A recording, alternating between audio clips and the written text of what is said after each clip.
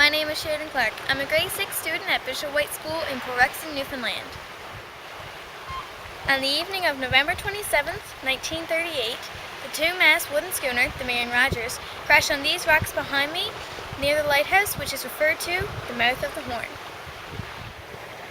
I asked Jim Miller of the Trinity Historical Society why the Marion was so important and why she was coming to Trinity. Marion was coming to Trinity, bringing in a number of supplies and that for basically the community and the residents of Trinity in the area. She was carrying provisions of food and other supplies, as well as passengers that had a connection to Trinity, basically. And she was coming from St. John's, and she got lost basically in what's referred to as the mouth of the Horn, or the Fort Point area, basically. And why were boats so important back then? Well, boats were amongst the only forms of transportation back then for people and passengers for travel and that, as well as for bringing supplies. So not only was it important for fishermen for fishing, but it was access basically for them to travel to other places. The schooner's crash was devastating to everyone living in the area. They also lost their winter's food supply, and they lost 7 lives of very good men. The crash of the schooner was and still is a mystery because there were no survivors left to tell the stories. Because the schooner crashed at the base of a lighthouse, there had to be an investigation by the district magistrate. He interviewed people of the local area, along with the lighthouse keeper and the assistant, to get their story. My great-grandmother, Esther Goldsworthy, was 12 years old during this tragic event, and she told me what she could remember. It was on a Sunday night. We came home from church about 8 o'clock, and 8:30 a big storm came up.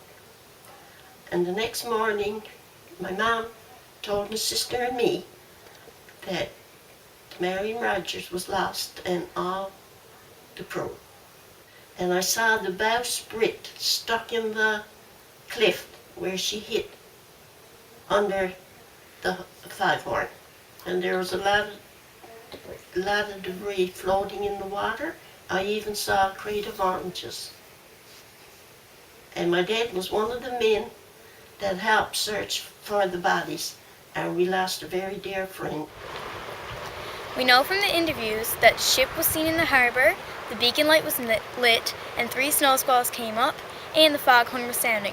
But the foghorn was not sounding in sync with the other foghorn. The lighthouse keeper and the assistant weren't there at their post. They were gone to Trinity at a church service where the bishop was present. The lighthouse keeper also said that the foghorn has not been working properly, and it hasn't been working properly for a while, but it never got reported or recorded, so therefore it did not get fixed. Donna Budd, artistic director of the Rising Tide Theater, realized the impact that the shipwreck had caused with the whole community. So much so, they wrote a play highlighting the events of that fateful night. And she reaches in her pocket, she picks out a bright orange, and she says, Elaine says, "Where'd you get on that boat?"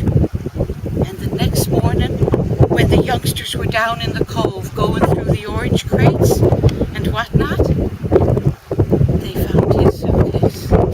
Did the lighthouse keeper not take his job seriously? Would he have been frowned upon by the whole town if he did not go to the bishop's service? We will never know.